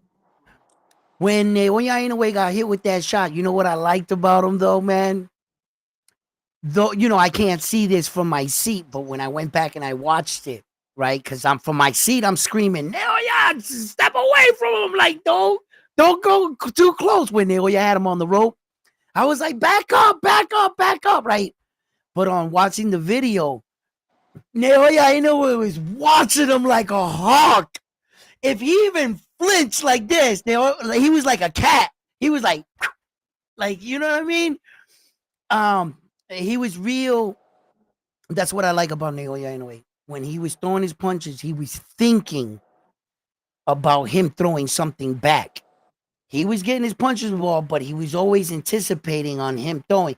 Sometimes young fighters get into the swinging and they forget that just because the guy's covering up, they forget that he could throw a punch back, and they're too comfortable in the pocket and they get hit big. And Naoya was watching him the whole time, like he would, you know, and that's just he speaks to his greatness. I love that. You know, he did this kind of performance, and then when we talk about the star-studded lineup he went against that weekend in boxing, the boxing world, Turkey, put some of the best fighters in the world on a card and gave them each an opportunity.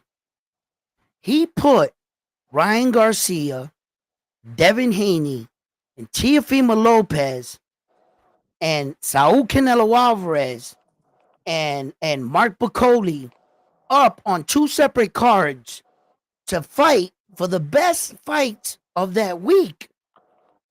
And the person that came out on top And fair. was Naoya Inoue. They all the boxers, even TR, you saved the week. That's not what I'm saying. I'm not saying he saved the week. They are. The consensus. The people. They're talking. I'm not trying to convince you on anything. This is what they're saying. What did you see? What do you think? You know, and I'm like, wow, the roster that he went up to see. Okay, if you guys are claiming Saul's this good, Devin's that good, Ryan's this good, you know, and etc. Well, then we'll put them on a card. Let's see who does the best performance. What happened? You guys all got your night. You guys all had your moment. You guys all had your shot. How'd you do? What was the most exciting fight out of those three fight cards? Right? And the only fight that comes to mind were two. Tio had a decent performance against Arnold Barboza. Whether you expected it or not, he had a decent performance. And the other performance was the Rolly Ramirez in the upset of the year. He's in a ballot, I bet, for upset of the year against Ryan. Ryan came in, what was it? Minus 700 to the fight. And fucking, that's an upset. So that's the only thing I can think of. The Rolly over exceed my expectations about him. And he pulled one of the biggest upsets of the year so far. And Tio had a decent war with Arnold Barboza, but the most amazing fight with the most action, suspense, the most on the line was Naoya Inoue. And Saul Canelo Alvarez had all 4 belts on the line, but because of the fight and the performance, he can't even beat his chest. You can't beat your chest with that kind of performance. That's why he ain't in front of no mics, no social media. Had he knocked out William Skull, some shit like that, he'd be all over social media, beating his chest of how he became the 2-time that division, all 4 belt undisputed champion. But it's crickets, because he don't want to face the criticism for the performance he put on. So I think Naoya Inoue is holding his own. They have a lot to. He came out to America. He didn't sell out. He did this. He did that. You know what? I think he's doing pretty good, man. I think he's doing pretty good. Hey, Tylee wants to know what's your thoughts on these 126 champs ain't fighting each other, nor giving guys like Shushu a chance at the belt. Rightfully so. I don't know what Shushu's who has Shushu Carrington fought? Let's just start right there. And then you ask yourself, well, you ask me, who have I fought? Well, I'm trying to fight you. I'm calling out the champions. Give me the opportunity. So on my record, it can show that I fought somebody, right? Okay. The problem with Shushu's case, he's saying that now. How old is he? 28? 30 now? Oh, What he's is in his he? 30s, I think. So, I think so. You mean to tell me that this is when now you're saying that everybody, have you ever fought for a world championship in your entire career? So, all right, You're 28. right. He's 28.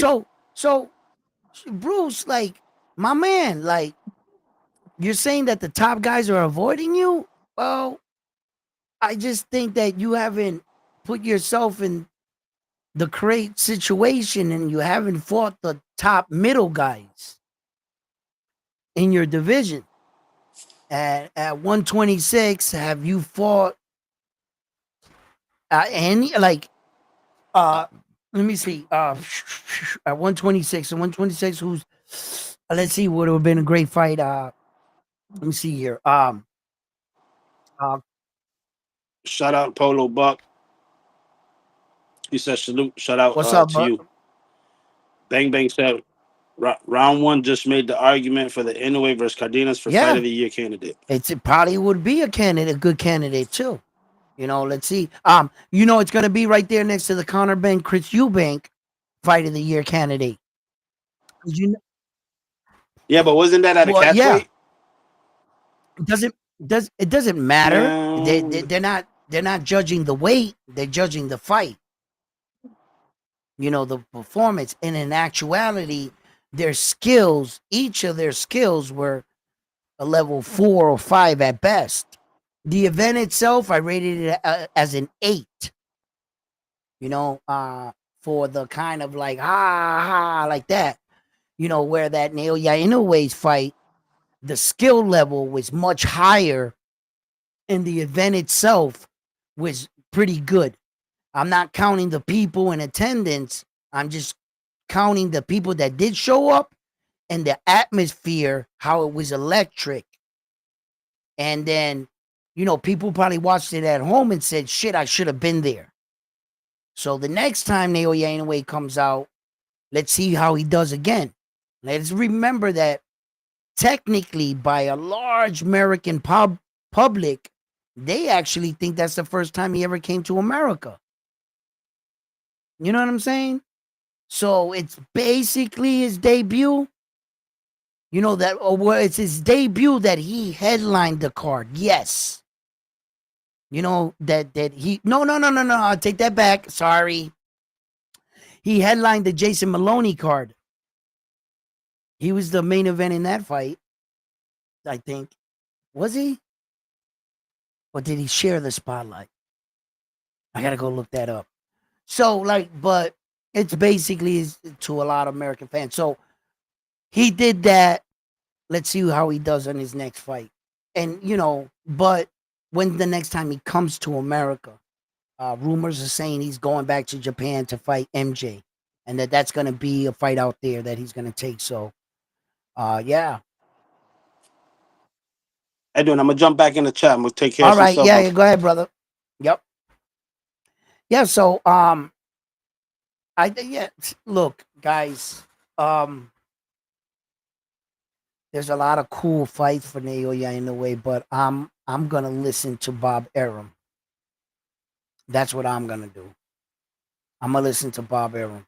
Bob Arum is saying that what he's focusing on is Junto Nakatoni moving up. That's what they want to wait for. You heard Naoya Inoue turn around and invite him to a fight for 2026 at 122. So I even think that before he even got in the ring with Roman Cardin, I don't think that it had anything to do with his decision making.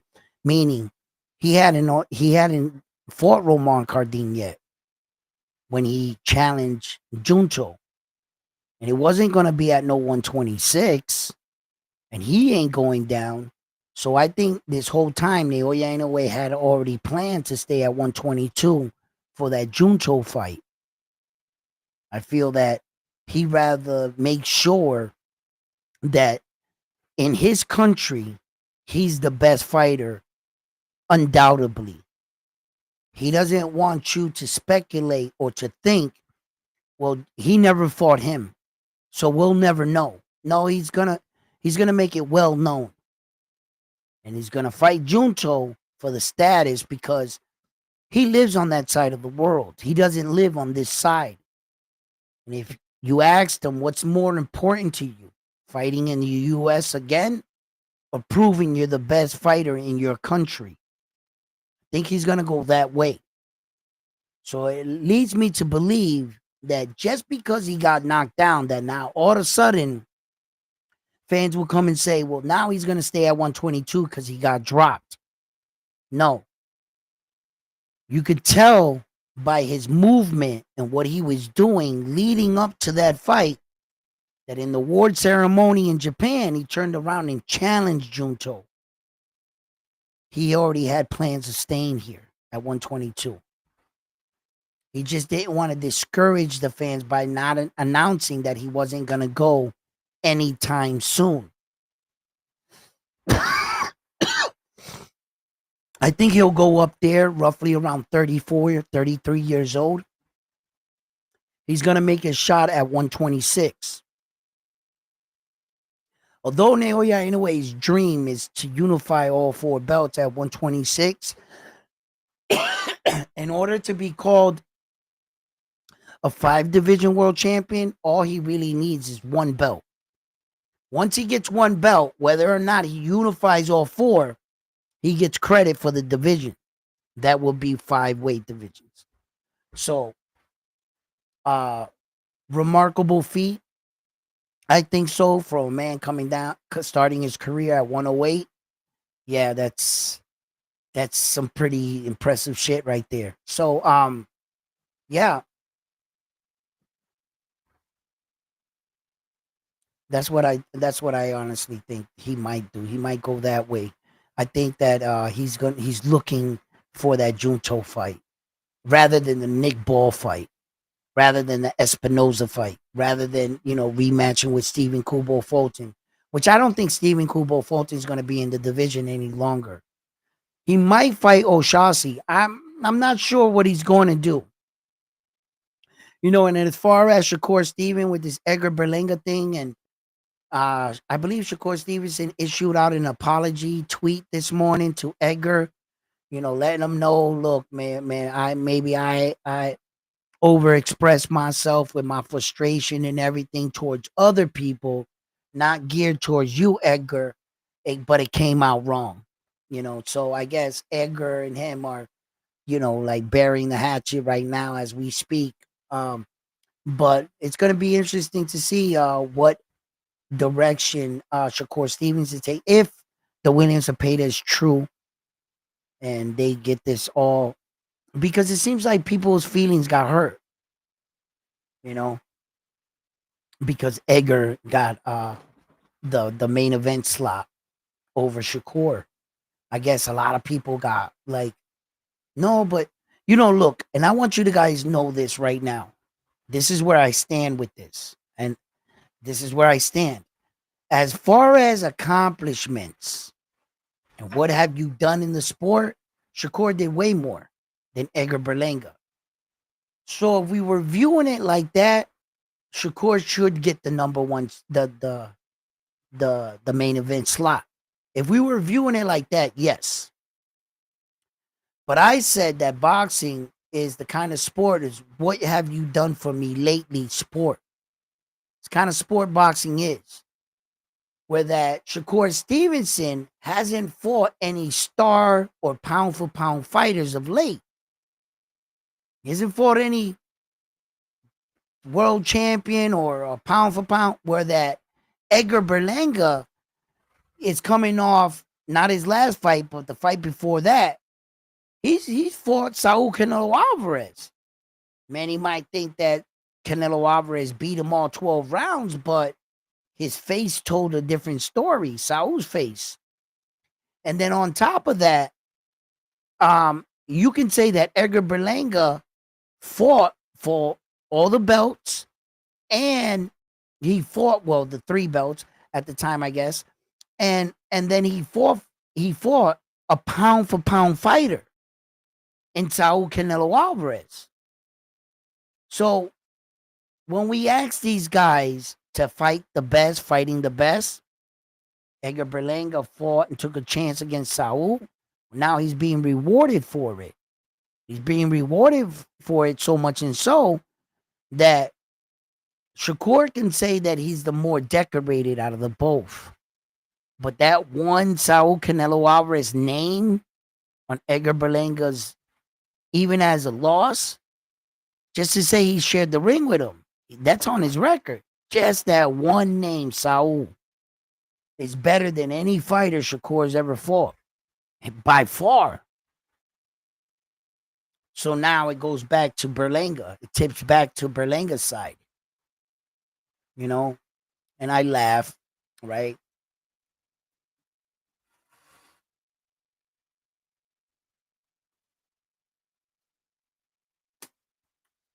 Many people said, wow, I never saw a guy party so much after a loss or have a parade where he's from in Puerto Rico, and that the people came out and had a little parade for him and stuff.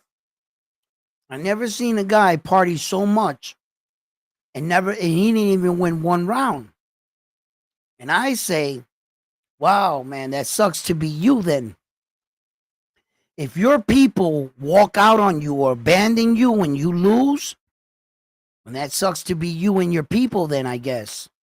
But my people, Puerto Ricans, you're criticizing us for sticking by our guy, whether he win, loses, or draw, because we're loyal fans. We showed our guy, you went out there and you did everything you can. You might have not won the fight or didn't win too many rounds, but come back home, we're going to still throw you a party. As a matter of fact, we're going to throw you a party for a week. That's to show you how we rock, how we get behind our fighters. You lose, we don't turn our back on you. Matter of fact, you lost, we're going to throw you a little parade. Might have not been the biggest one because you lost, but we're going to still show you that we support you, even if you lose. So if you've never seen a guy party after that, well, then that's on you because you don't support your guy after a loss. Neither does your people. That's what you're saying. So you're getting on us for showing loyalty to our fighter. You do you then. As a country, you know, for everybody that said that, that's what I got to say to them. We're in the wrong as Puerto Ricans because we showed him love. We showed him, yo, bro, you didn't win, but we're not turning our back on you. And they went out and they partied with him. That's fucking awesome if you ask me. Fuck around in whatever nationality that your guy is, he loses. He goes into obscurity, right? Hey, good try, nice. Hey, how you doing? That's how you want to treat your fighter, then treat him like that. We're going to show our fighter a little bit more respect. That's all. That's how y'all do. That's how we. What you want me to say?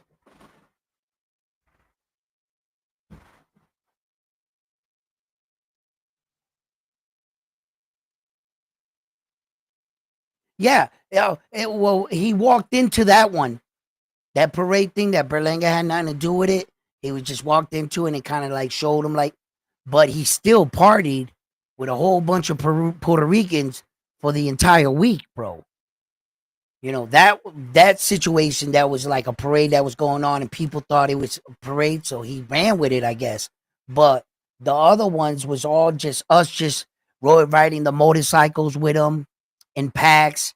It was just them still showing him that we was cool with it. You know what I'm saying? You tried. You tried your best. You came up short. Fuck it, let's party.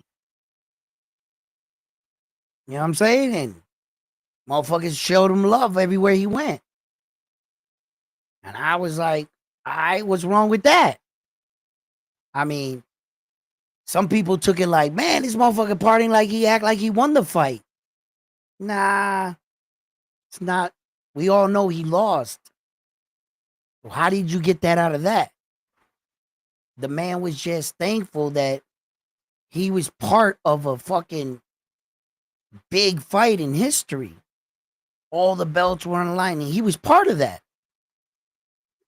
And I guess he was happy, you know, that he didn't get knocked out like everybody thought he was. He celebrated. We celebrated with him. I don't know what to say.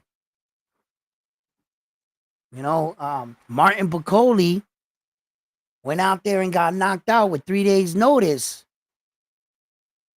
Did they even greeted him when he went home? Because I know they threw a little party thing for him for his wins. Was there even an after hour? No. After the no. That's how they want to do. They could do it. I don't know what to say, bro. You know what I mean? But yeah, you know, different people, different strokes for different folks, I guess. You know what I mean? I don't know what to say about that. But I know Edgar Berlanga got to show up and show out against Sharice now. I think I got him in the fight. I think that that's a worthy scalp right there. That's Turkey's guy right there. That's a good scalp. If he can pull that off right there, Edgar, in Times Square, and he can knock out Sharice, I think he's gonna have to knock him out. If he goes to the scorecard with Sharice, I'm not sure if he wins. I don't know, man. Come on, man. You guys think that he that was a draw with Carlos Adames? Like you, come on, guys, right? So what tells me that Edgar can win? And I'm, I'm not accusing anybody of anything here. But I think he should knock him out if he can. If he can, Edgar Berlanga got to stop him. Then if he does that, what I like about that, he's a free agent, Edgar Berlanga. So I think Turkey's gonna take him as one of his fighters. If you can get that, see, at the end of the day, like my man said in the chat, like, sometimes these fighters don't get all the money. You gotta get that bag. All this punching in the face gotta be worth it for something. You know what I mean? So if Edgar can get in good, take out his fighter, then become, I think for as business and for Edgar, he can finally get that money he was seeking. So, but he's got to get past Sharice. He's gonna have to beat him, and then I think that Shakur Stevenson's got to get past William Cepeda in order to, all that Conor Ben talk. Where the fuck is 3-way? Yeah, right, dude. What the fuck is he thinking? I hope that's all talk. Because Shakur Stevenson, my man, if you ever hear this, Shakur, bro, Conor Ben is not no punk, bro. He ain't no soft ass fighter, bro. He might not have all the flashy skills that you got, Shakur, but Conor Ben is a fighter. And he's a big dude. A lot bigger than your ass.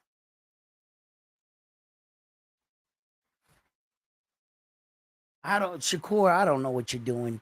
I do know what he's doing. I think he's trying to go after that UK money and like them UK stadiums. I see what he's, how does that fix your legacy? But fuck that. It's not about legacy no more, I guess, for him. He did what he had to do. He's getting older. It's about the bag now for Shakur. I could probably view it like that too. It's about the bag for him now. He's probably crazy enough to try it. Fucking Shakur Stevens. What the fuck is he thinking, bro? He can make that.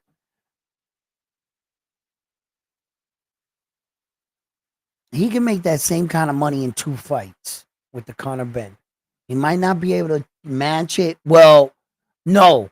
Whoa, whoa, whoa, whoa, whoa, whoa, whoa, whoa. If he had the right dancing partner, I guarantee you, Shakur Stevenson fights Tank Davis, they make that kind of money. I guarantee it. If Shakur was to announce and he says, no, I'll fight Tank Davis, fuck Conor Ben. Them in Vegas, oh, they'll clean up. Why does he have to go up 3 days? Yeah, if Tank Davis is right there. You could just fight Tank. You're not going to fight Keyshawn Davis.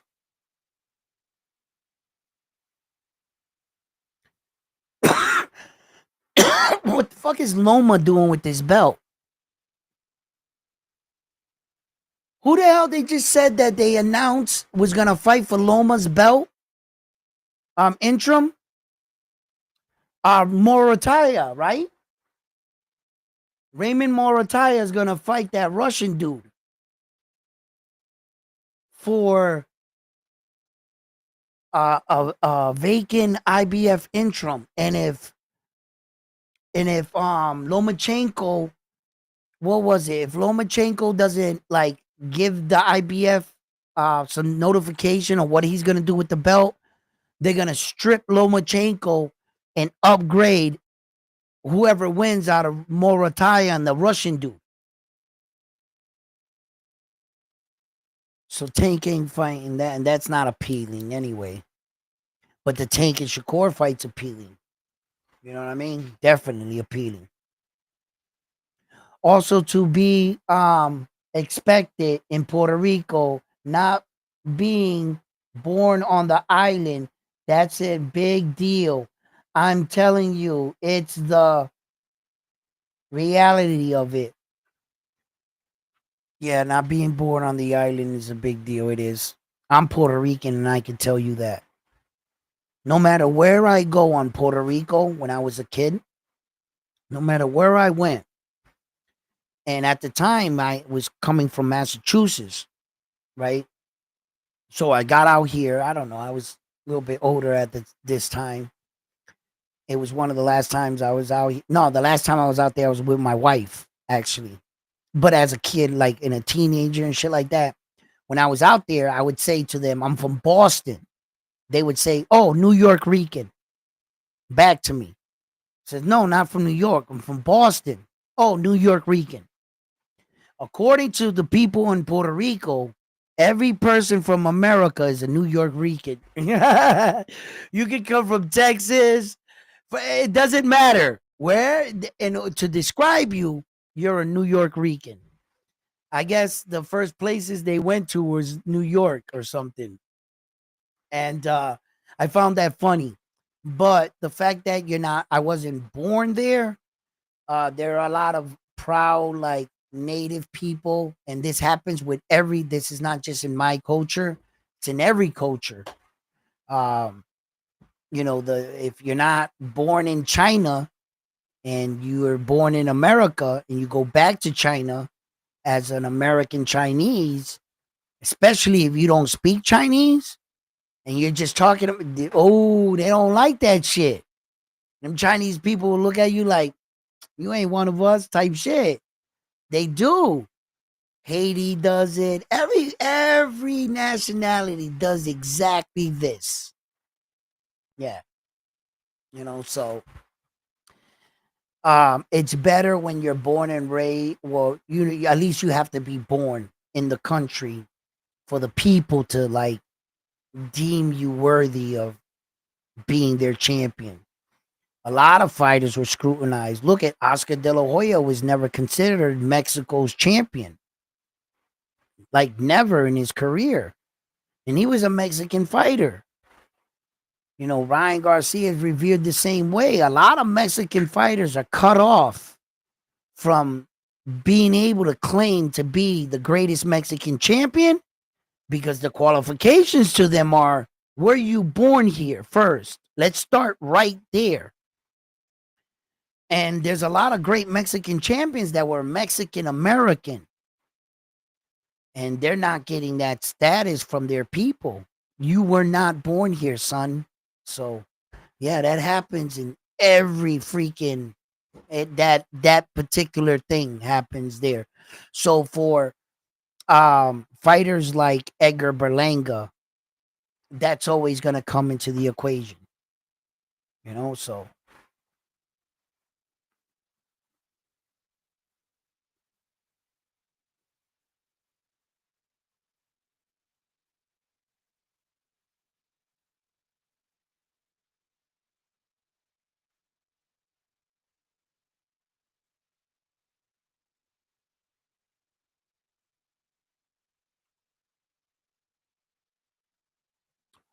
yo, get this dude out of here, bro.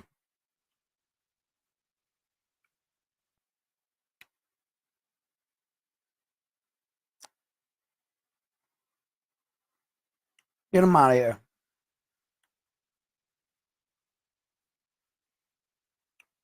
Gotta go.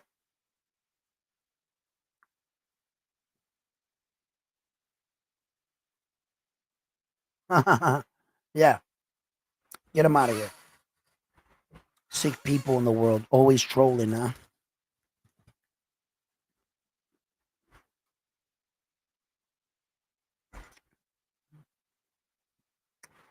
Well, fight fans, I'm gonna hop off here. I'm gonna see if we go on later on tonight. Give us for my night owl, guys. Probably go on later on. If not, I'll probably jump on Ness's show or something. I'll jump on Ness's show for a little bit, then hop off and give us something to talk about here at Round One Sports Talk. And you guys can join me. Please don't forget to smash that like button for me. I need you to hit that. And I also need you to hit the interaction one that has like that 100 sign and the love, the doctor one, the heart one, and all that. Hit that too, because it shows interaction in the channel. And if you haven't already, please, I invite you to join us here at the Round One Sports Talk Fighting Community, where we could all sit down and have conversations about our favorite fighters. And we don't have to yell at each other or disrespect each other. And everybody's opinion here is valid. We're not trying to change your mind, and we'll let you speak your piece. So anytime, join me here at Round One Sports Talk. If you're serious about talking boxing, join us here. Thank you. I'm on to the next one after this one here at Round One Sports Talk. You guys have been amazing.